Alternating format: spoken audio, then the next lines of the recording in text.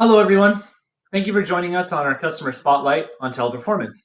My name is Marcus Welker. I'm a Principal Sales Engineer here at Citrix, and I'm joined today by Marina Campos, who's the Global Head of Customer Experience Lab at Teleperformance.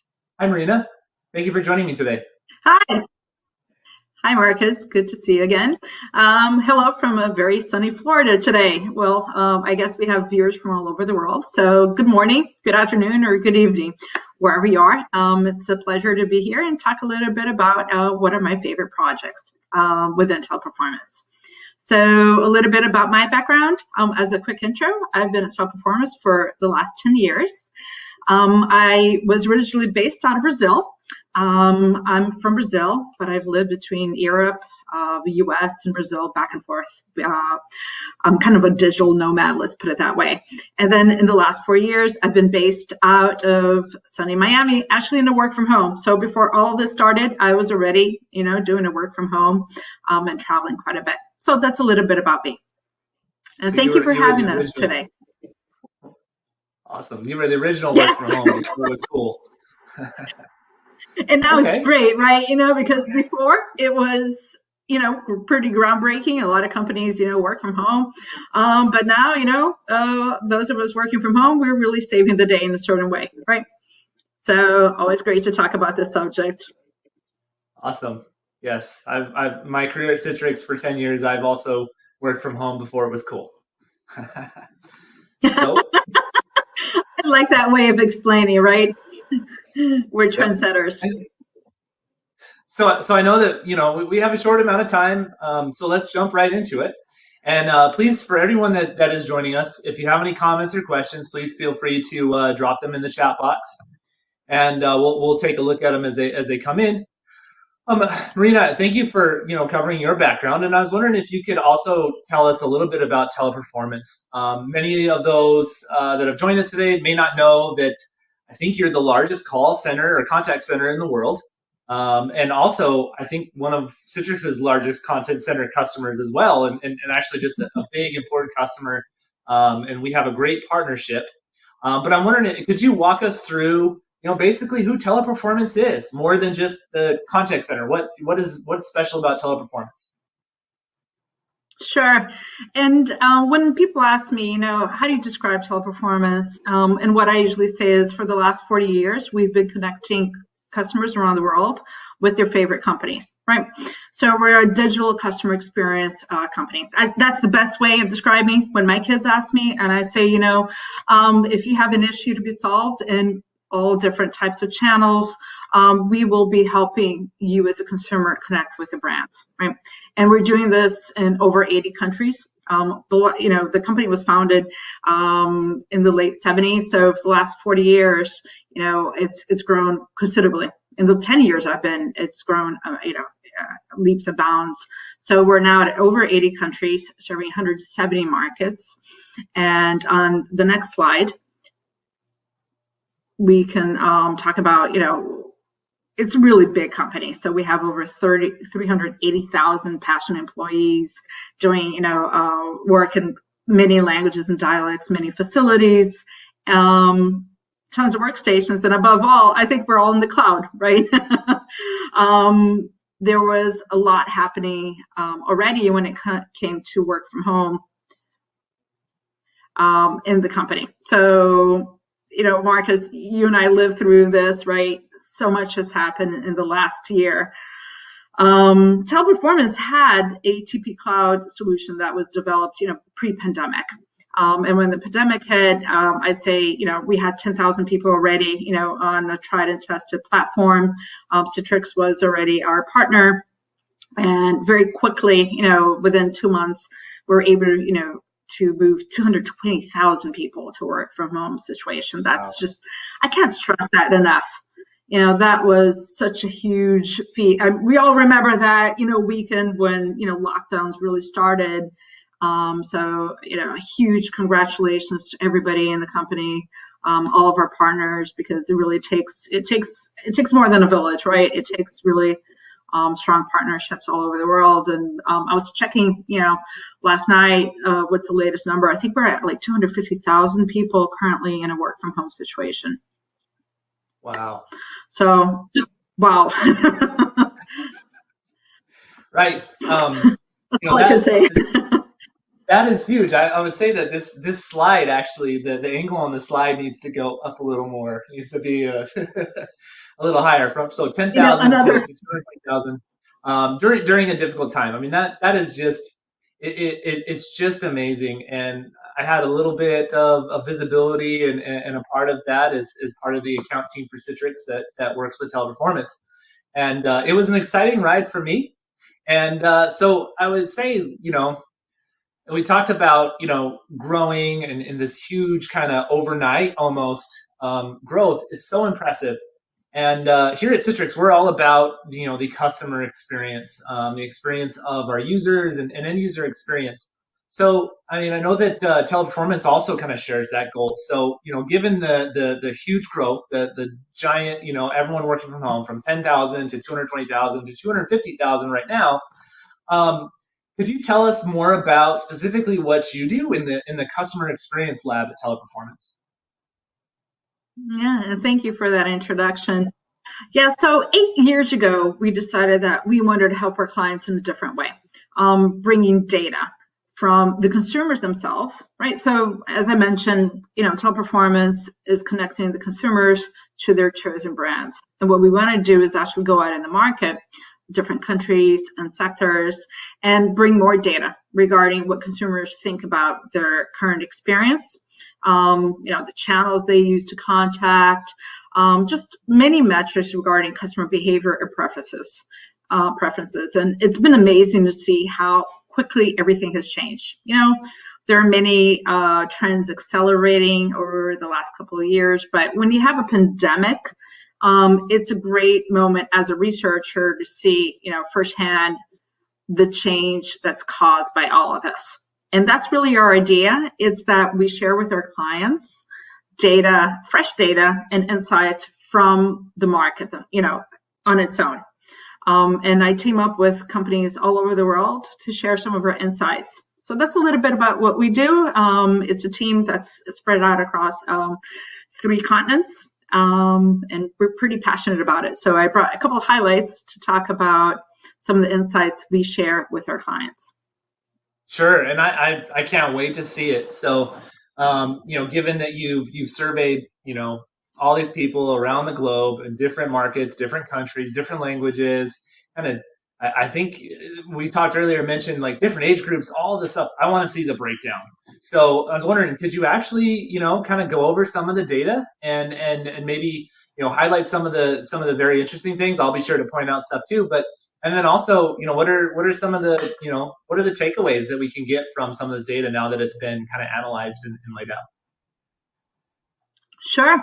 And I'll bring some highlights, just the tip of the iceberg. But, before we get started, there's a lot that you can see on the Teleperformance website. There's a whole area that we launched a cool game. So I like games. Everybody during the pandemic also was into games. So we launched a gamified version of the CX Lab Insights and a lot of free white papers. So everybody is welcome to see that. And then let me just quickly talk about some of the highlights, right? And before we do that, let's kind of talk about methodology because it's important to say what we do. So since we launched 8 years ago, we actually have 1 million interviews, online interviews. Last edition, there were 52,000 people interviewed over 13 countries. So yeah, in 19 sectors. So it's pretty comprehensive, and it gives us, let's say, like a state of the market regarding, again, what consumers think and feel, what they get, and more important, what they like to get, and what's the impact on that on their overall experience. So it's an online survey, pretty good margin of error, so as researchers, we want to make sure that we're conducting the survey in a way that really brings helpful insights. We have a lot of demographic data, breakdown between gender, right? And also generation. So for me, it's really fascinating. When we started out, Generation Zs at home, I call them reverse mentoring program, otherwise known as kids, right? They weren't able to participate in the survey, but now we have information regarding the consumer of tomorrow. And you're laughing, right? I use my kids as, definitely focus group material. So, how they act is very different than, for instance, millennials that are making up such a big part of our survey response base. And why do I break out generations? Because there's a lot that you can learn just by looking at the preferences of each generation. There's a lot of myths. But when you look at the data, it's really important to see, how are they changing in the pandemic, what's happened to their behavior. So it's a fascinating discussion, really. Wow, that's amazing. So I have one question, almost not related, but more in jest. So you mentioned that now you can kind of interview like your kids. So is everything a survey for them? Like, what are you going to wear today? What are you going to eat today? or do you take a That's break? a great question. Well, actually, within this focus group mentality, I like to observe from them, right? So sometimes, every year we add something different to our survey. And it can be a question from a client. So, we actually captured, all the clients were asking us, so instant messaging is growing, what platform? So we said, that's a question we're going to use. But something actually added based on my kids was virtual assistants, because they seem to ask Alexa everything. So I actually put in a question in honor of my kids, because they seem to be much more adept at using certain channels compared to other generations, right? So I'm able to compare, grandma, who's a traditionalist, with, uncles who are baby boomers or X, and see how they interact. And yeah, sometimes I'll answer, I'll add a question from them. I did a pay TV one recently where actually I invited some of their friends over and we had a pizza party. So I was kind of thinking about, preparing for this client engagement, and yes, shamelessly using my kids as a focus group. So we learn from them and they learn from us, hopefully, right? So that's a great question as well, like that. Awesome. I like how that worked out. And that the virtual assistant thing is something that Citrix uses is very important as well. And it's actually something that we've incorporated to some of our kind of solution offerings as well, knowing that there is a rising generation that relies on that or utilizes a virtual assistant heavily. And so being able to incorporate that with our offerings has been an awesome touch, I believe. And it's just the tip of the iceberg from what we're going to do with the virtual assistant and kind of machine learning and all that sort of thing. So the data that we get from surveys like this is very crucial in bolstering our offerings as well. And also, I think it helps our partnership too as we work together. Yeah, and that's great, because not all consumers feel the same way, and it depends by country, by sector. So I think, to your point, if you're going to look at a solution and you're thinking about virtual assistant, it helps if you know where there's willingness to use it, where it's already being used, and who to target. So yeah, that makes sense. Okay. So, going along with those lines, we kind of have this, new kind of work, right? There now the default is not necessarily going to an office. It's a lot of us are now working from home, and it may stay that way. There may be a small subset that go home. So how has that kind of changed, and how is that reflected in some of the surveys that you conducted? Yeah. We wouldn't have this discussion 2 years ago, because we didn't even incorporate into the Six Lab study anything about work from home, because it wasn't as relevant. So it's amazing to see how quickly it's evolved, right? We all had to go from 10,000 to 220,000 really quickly within Teleperformance in terms of work from home. Now the key question is, what happens now? Right, what's next? So I think, there's a new model in terms of work from home. And if you take a look at all the news, the articles, the insights, everybody's asking, hybrid work from home, what's going to happen? So what we wanted to do, during our latest study, was actually ask consumers, regardless of industry. So we go out in the market and we ask consumers in these countries, what's happening, right, in your work environment. So we want to really have the data. So it's not about, our industry. It's about the market in general. So what we did is we asked in these 13 countries covered, at that specific time point, because it's a snapshot of what was happening. And let me read it. There's some countries that, at the time that we conducted this recently, they were doing a lot of work from home. So Brazil, Colombia, Mexico, that's how you should read this. On the left-hand side, are the countries with a lot of work from home. And then you have some that have a lot less work from home at that time, China, Russia, and Portugal. So 35% of our sample basically said they were working from home partially or mostly, right? And then, of course, this reflects the demographic of each country, and we have people that are retired, that are unemployed.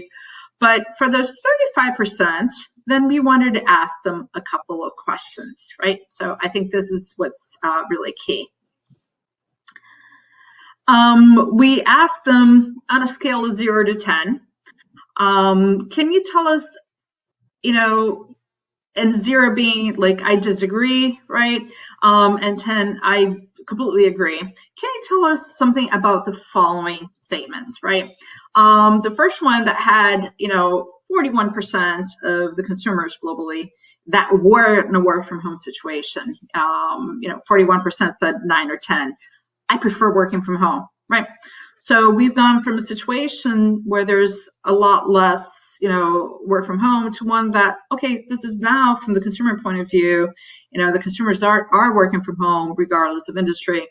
Yeah, it's accepted, right? And it's actually preferred. We asked the same question in a different way. At the bottom, you see, I want to go back to working at my employer's premises in the future. Guess what? 45% said 0 to 6. Absolutely not, right? But that still means that we have 28% of the consumers, who work from home globally, saying, yes, I do. 9 to 10, I want to go back. So if we think about what's happening right now, we're kind of split. So a lot of people want to go back and a lot of people don't, right? So it's just fascinating for us to see. And also to see how productive people have been, right? I'm able to respect my work-life balance. Yes, we have 39% people saying yes, right? Conditions are good. So we're kind of like in two worlds, right? A lot of them said yes and a lot of them said no. So very interesting. What do you think, Marcus? It's not either or. It's both. Or would you like this or that? And the answer is yes, right? It's like we're dealing with kids again, right? There's not a straight answer. So yeah, I love this breakdown, and it's interesting how you've got kind of a different response just by changing the wording around. And as I'm looking at the last one there, where it says I want to go back to working in my employer's premises versus just working from home, it's like as the employer, I feel like, all right, what's wrong with my premises that makes them not want to come? They don't want to work at home, but they don't want to come to my office. Where do they want to go? So I'm curious here if you've got a breakdown of a little bit more of the types of people. So we've got it's a good even mix, kind of like yes and no, and in between neutral. Have you broken this down by generation, gender, other things? It'd be interesting to see if there's a correlation there. If there's a certain type of people or a certain person that we could kind of say, hey, they all fall in this category, or is it all just all over the place? I'd love to know. Yeah, that's a great comment. So we've been sharing this a lot with our clients, and that's one of the key questions, right? Tell us more. And just a little bit of in terms of highlights, we've actually found some differences by gender and by generation. So by gender, females prefer a lot more work from home. So in most countries, we're seeing this. So these are the global results. Of course, when you look at specific countries, there's nuances. So always important to see where you are and also when you're conducting this study, because everything's moving so quickly that, 6 months from now was a different picture than now. Like with vaccines, some people are just, they want to go back. But at that point in time, females were saying a lot more that, a higher preference for work from home. And contrary to at least my expectation, we talk about kids and the digital generation, they're actually virtual assistants. So I actually thought that my kids would be much more keen on online learning and, which is their work from home, and the younger generations would like work from home. But we're actually finding the opposite, that when we break down globally, the older generations prefer work from home, right? So there's a significant percentage change. Yeah, the millennials and especially Gen Z. So it's like baby boomers and Gen X were like 45%, and then Gen Z was 30%, that assigned a score of 9 or 10 to work from home.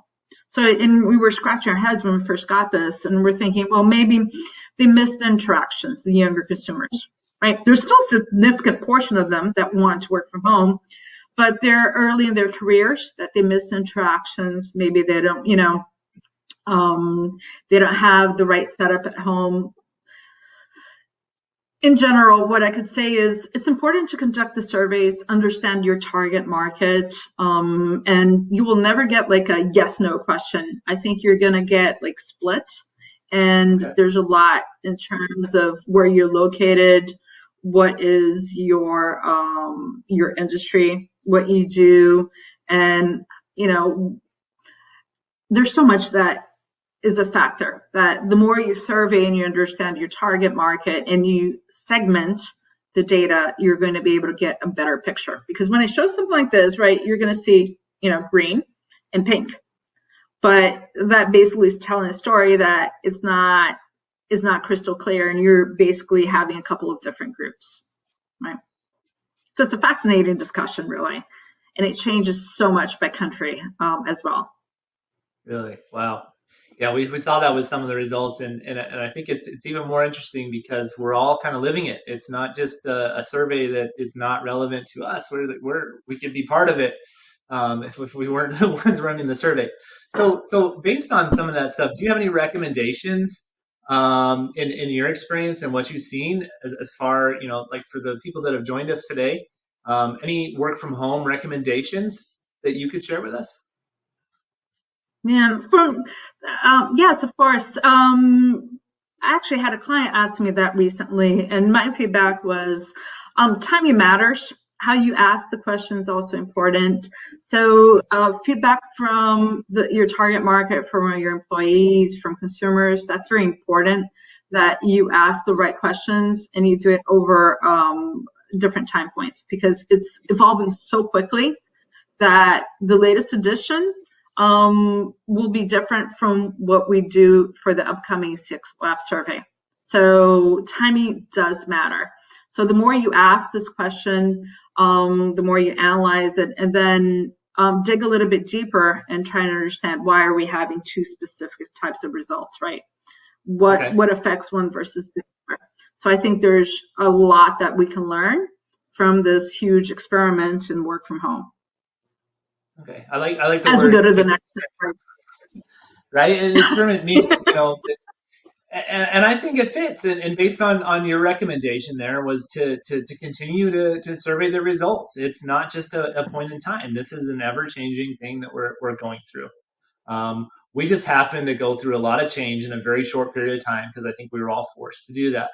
I think now that we get to take a breath and kind of see where we're at, I think that as some of the panic and the criticalness kind of falls off, and we kind of return back to normal living, I think you're right that we probably would have a different opinion on work from home. And you kind of mentioned some things, so I appreciate you sharing that. And I think the word experiment fits perfectly, because it's something that we need to continually look at and judge, because it's probably, or more than likely, based on your data, it's going to change. Yes, it's going to keep changing, because the going back to normal, right? The new normal or now normal, whatever that is, as part of the experiment. Once you go through that big a shift, there's no going back to the normal, right? And people don't realize that. You can't go back to where you were 2 years ago. So this experiment continues to reach a next level of stability, right? Let's say. And that also has an impact, the whole work from home experiment has an impact on shopping behavior, which is something that, I also brought. Yeah, because this is interesting. So bear with me. Sure. I also As like to part of shop, this, so this is relevant to me as well. I bet where you shop, right? It's because of this work from home experiment probably changed, right? And what you value is now different than maybe 2 years ago, right?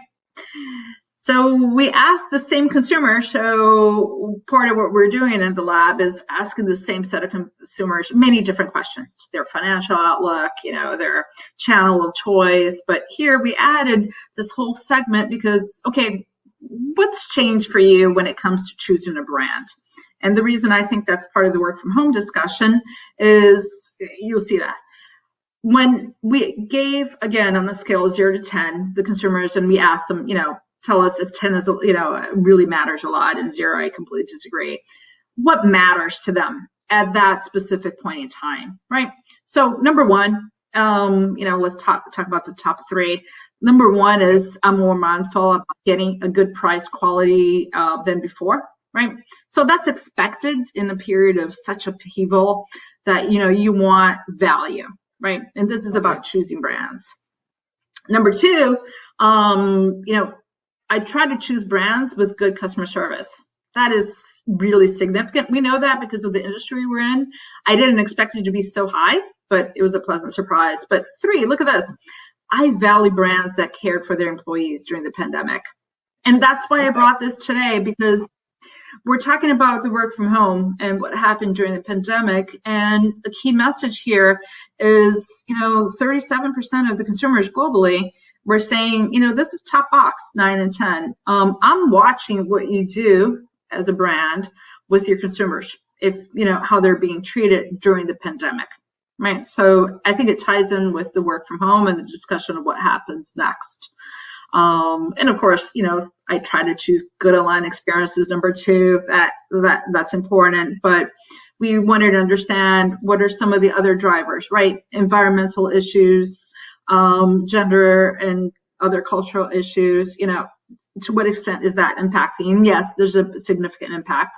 It varies quite a bit by country. That's one that we see, the U.S. is very different than some of the countries in Europe and Latin America or Asia that we're following. So it's a fascinating discussion, to be honest, and one that we could carry on for hours, right? Sure. Yeah, it's very interesting. And I think I kind of get number 2 there, with the contact center and providing good customer service, or helping your customers, by providing good customer service for them. Is there anything else that you picked, like anything that you could share, that maybe that you would take one of these data points and use it? How would you leverage it with some of the things that Teleperformance does, or maybe just in general? I think going for what people would like is a good target. But do we have anything like something actionable that we could share with that? Yeah, there's so many points. Let me think of one specific. Actually, generations. When we break this information down by generations, we see the younger generations much more active when it comes to cultural issues, environmental issues. So my recommendation is look at the generational breakdown per country, because we're finding the younger consumers, again, are very different in their preferences, their drivers for choosing brand than older generations. So that's my key advice, is segment everything. I like it. Thank you for sharing that. I kind of, threw that one at you, and I think you covered it well. So, if someone wanted to, get deeper into this information, I know you mentioned that some of this information is available on your website. Can you explain to us again how someone who is interested can find out more? Sure. If you go on the Teleperformance website, we just launched a gamified version of the 6 lab data. And there are also many free white papers that you can download that talk about the channel preferences, the work from home. There's a brand new white paper as well. So there's many free resources that you can leverage and understand a little bit more regarding what consumers want and what they get all around the world.